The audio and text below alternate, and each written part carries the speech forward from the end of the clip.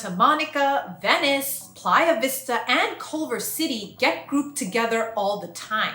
But if you actually spend time in each one, they do not feel like four versions of the same Westside lifestyle. They feel like four completely different answers to the question, what do I want my life in LA to look like? And that is where buyers get stuck. Because on paper, these areas can all sound like they belong in the same conversation. They are all well known. They are all popular. They all show up when people start researching the West Side. But the day-to-day experience is very different. Santa Monica is the clearest coastal lifestyle. Venice has the most personality and unpredictability. Playa Vista feels more planned, newer, and convenient. Culver City is the practical West Side option that can make your week feel easier without putting the beach at the center of everything. So this is not going to be a generic, which one is best video. That question is too simple. The real question is, which area fits the way you actually want to live? Because the wrong choice here is not always obvious at first. You can like the restaurants, love the look of the area, enjoy the energy, and still realize later that the routine does not work for you. So let's compare these four in a way that actually helps you narrow the search. And if you are already deciding between Santa Monica, Venice, Playa Vista, and Culver City, comment which one you are leaning towards right now. I'm curious if your answer changes by the end of this video. Let's start with Santa Monica, because this is usually the easiest one for buyers to understand emotionally. Santa Monica has the version of LA that people picture before they ever start looking at homes. The ocean is right there. Certain pockets are walkable. You have restaurants, shopping, outdoor spaces, coffee shops, fitness, and that feeling of being connected to the coast in a very real way. For some buyers, that is the entire point. They are not just looking for a property. They want the lifestyle that comes with being near the water. And when that is truly part of your routine, Santa Monica can make a lot of sense. If you are someone who actually takes beach walks, meets people nearby, spends time outside, likes being near a more active coastal environment, and wants that classic West Side feeling built into your week, then the premium may feel worth it. But Santa Monica also asks for something back. Usually that shows up in the home itself. Your budget may point you toward a condo instead of a detached home. The square footage may be smaller than what you expected. An older building might be part of the conversation. HOA dues can become a major piece of the monthly cost. Parking and outdoor space also need closer attention. None of that makes Santa Monica a bad choice. It just means you need to know what you are choosing. Santa Monica works best when location is not just a nice bonus. It has to be something you value enough to accept the trade-off. Because if you are paying for coastal access, but your actual life does not revolve around that access, the numbers can start to feel frustrating. That is the difference between liking Santa Monica and living well in Santa Monica. Most people like it. The better question is whether the version of home you can buy there matches the life you want after the excitement wears off. Now, Venice is a very different conversation. Venice has more texture. It is creative, stylish, eclectic, energetic, and very specific. It can feel very different from block to block, which is part of the appeal and part of the caution. Some buyers are drawn to Venice because it does not feel overly polished. There's a personality here. Restaurants, design, interesting streets, creative businesses, and a neighborhood identity that feels distinct from the rest of the West Side. For the right person, that is exactly why Venice works. But this is not the area where you want to make assumptions from one perfect afternoon. A great meal, a cool street, or a beautiful home can make Venice feel instantly exciting. Living there requires a closer look at the exact pocket, the parking, the noise, the layout, the condition of the property, and how your regular week would actually feel. Venice can be amazing when the personality of the area matches your own pace. If you like energy, variation, and a neighborhood that feels less predictable, it may give you something Santa Monica or Playa Vista does not. But if your daily life needs order, easy logistics, and a smoother environment, you need to be honest about that early. That is not a criticism of Venice. It is just the reality of comparing lifestyle. Venice is not trying to be the cleanest, most structured, most predictable option in this group. Its strength is character. The question is whether that character makes your life better or whether it sounds better than it feels once you are living with the day-to-day details. So if Venice is pulling you in, do not stop at "I love Venice." Go one layer deeper. Ask whether you love the specific version of Venice that home gives you. Because in this area, the exact block can matter just as much as the neighborhood name. Now, Playa Vista sits in a completely different lane. This is the most planned, organized, and convenience-driven area in this comparison. For buyers who want newer buildings, amenities, walkability within the community, parks, restaurants, fitness, offices, and a cleaner daily setup, Playa Vista can feel refreshing. It removes some of the friction that comes with other parts of LA. That is the appeal. A lot of buyers are not looking for the most chaotic, edgy, or iconic version of the city. They want their day to feel easier. Playa Vista gives them a place where the housing, amenities, and community layout can feel more straightforward. That can be especially appealing if you are relocating and already dealing with enough change. Sometimes convenience is underrated. People think they want the neighborhood with the most personality, then realize what they actually want is a place where daily life feels smooth. Playa Vista can do that well, but it also has a clear trade-off. It does not have the same coastal identity as Santa Monica. It does not have the same creative edge as Venice. It does not have the same central city-connected feel as Culver City. It feels more planned. For some buyers, that is exactly the benefit. For others, it may feel too structured or not quite like the version of LA they had in mind. That is why Playa Vista should not be judged by whether it feels like the other three. It is not supposed to. The better question is whether ease, newer housing, amenities, and a more organized setup matter more to you than older character, beach identity, or a more unpredictable neighborhood feel. If the answer is yes, Playa Vista deserves a serious look. Now, Culver City is probably the most practical option in this comparison, and I do not mean that as an insult. Practical can be a very good thing in Los Angeles. Culver City gives you Westside access without making the beach the whole story. You have restaurants, shopping, entertainment, office access, walkable pockets, and a more central location that can make the rest of LA feel more manageable. This is where buyers often start thinking differently. At first, they may be focused on Santa Monica or Venice because those areas feel more obviously tied to the LA dream. Then they start asking how they actually live during the week. Where are they driving? How often are they going to the beach?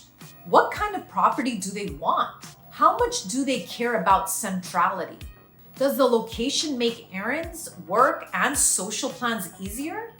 That is when Culver City starts making a lot more sense. It may not give you the same immediate coastal feeling as Santa Monica.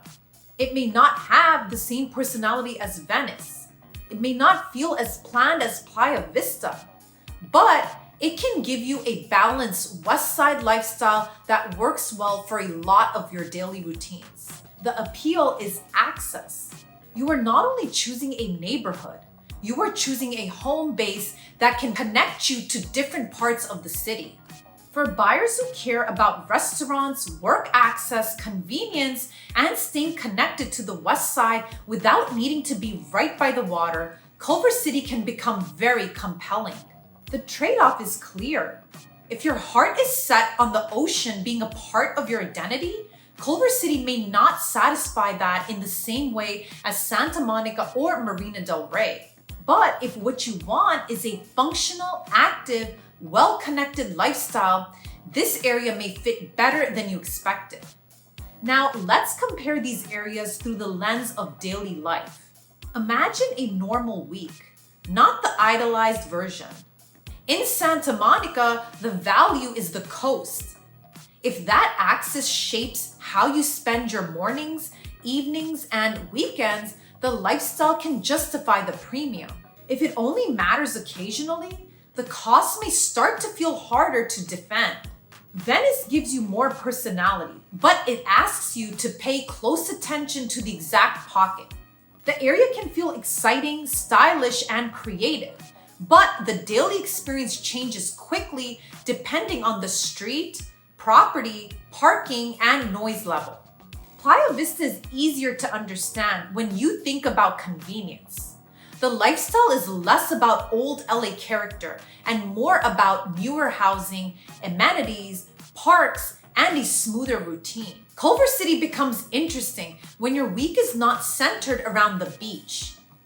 It gives you access, restaurants, entertainment, and a practical location that can make everyday life feel more efficient. So you are not choosing between 4 neighborhoods that all do the same thing. You are choosing between 4 different lifestyles: coastal, creative, convenient, central. That is the simplest way to start. But the real answer comes from how those words connect to your actual routine. Because a buyer can love the idea of Santa Monica and still be happier in Culver City.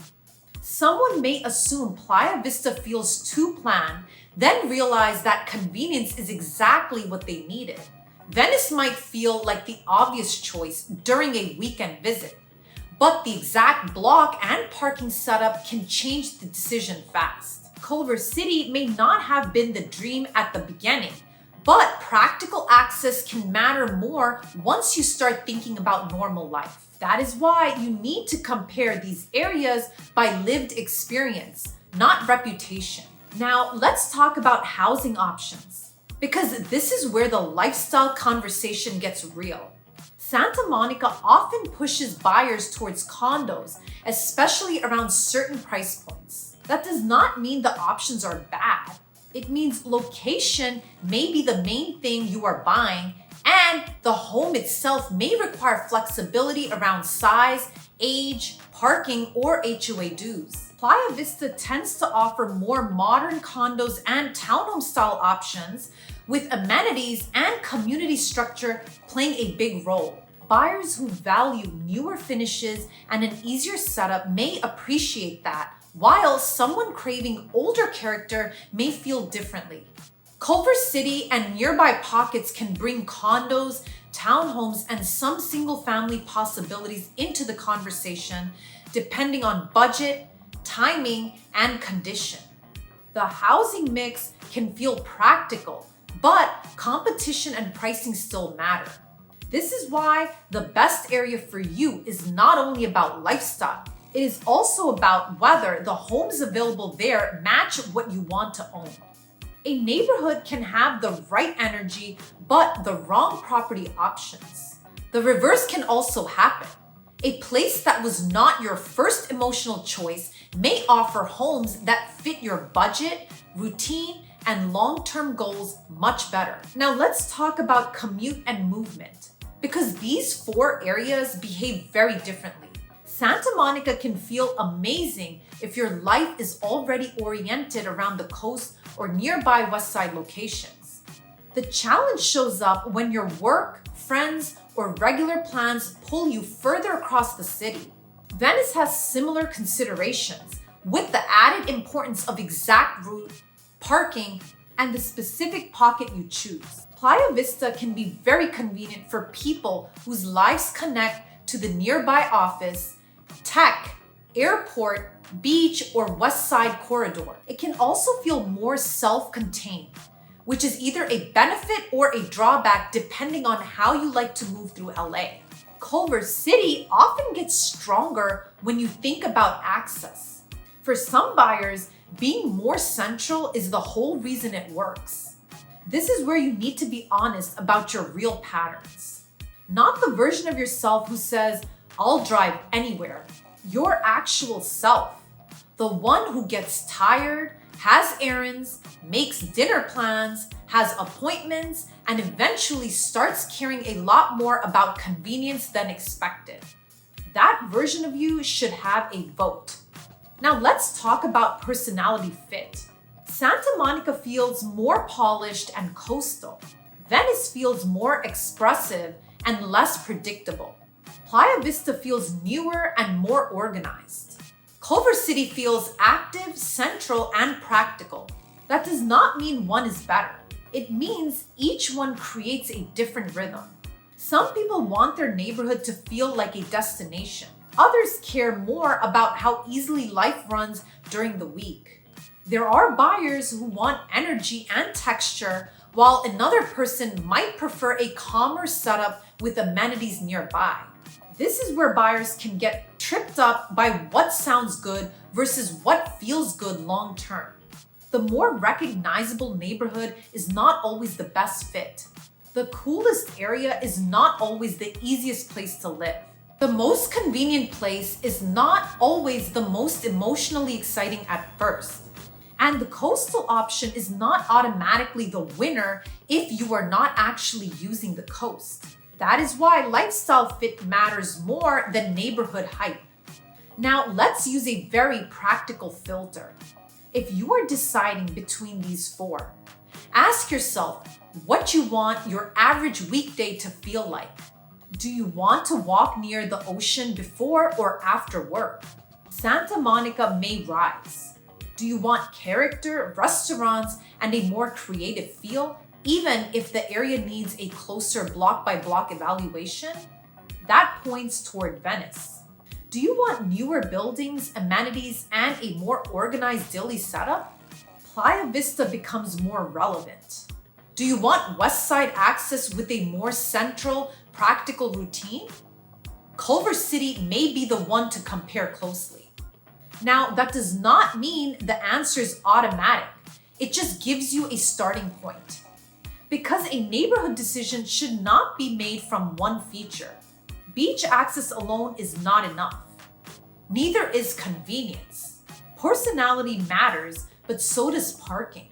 A great restaurant scene is nice, though your home still has to function. Amenities are helpful only if they actually improve your life. And a central location only matters if it connects to the places you really go. That is why the right answer depends on your full routine, not one highlight. Around this point, I would love to know which of these four feel most like your personality right now. Santa Monica, Venice, Playa Vista, or Culver City. Comment your answer because it is always interesting to see whether people choose based on lifestyle, budget, commute, or just a gut feeling. Now, let's talk about who should be careful with each area. Santa Monica may not be the best emotional fit if you want a lot of space, easy parking, and a lower monthly cost, unless your budget gives you enough flexibility. The coastal lifestyle is valuable, but it is not free. Venice deserves extra caution if you want very predictable environment. The character is part of the draw, but variation comes with the territory. Culver City can be a great fit for practical West Side living, though someone who wants the ocean to be central to their routine may still feel pulled toward coastal areas. This is not about steering you away from any of them. It is about helping you walk in with the right expectations. Because disappointment usually happens when expectations and daily reality do not match. Now, if you are relocating to Los Angeles, this comparison is even more important. When you are coming from another city, all four of these areas may sound like they are in the same general West Side bucket, but the lived experience is not the same. A person moving from New York may react differently to walkability, density, and parking than someone coming from Seattle, Chicago, San Francisco, or another market. What felt normal in one city may feel inconvenient here. A budget that made sense somewhere else may create a completely different set of choices on the West Side. And if you are only researching online, the differences can blur together.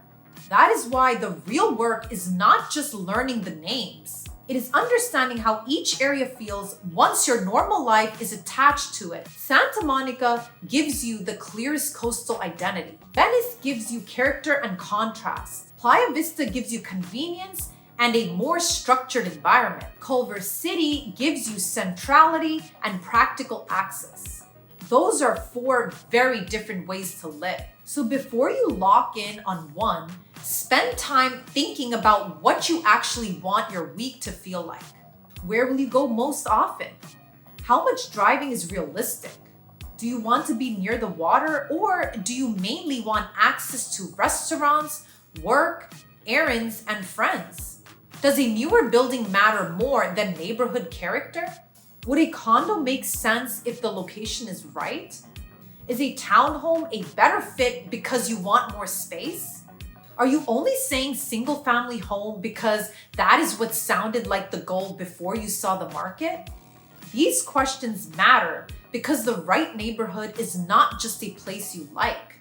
It's a place where your budget, property type, commute, lifestyle, and expectations can all work together. So here's the cleanest way to think about the four. Santa Monica is strongest when the coast is central to your actual life. Venice is for buyers who value personality and can handle a more nuanced block-by-block decision. Playa Vista is the convenience choice when newer housing, amenities, and structure matter most.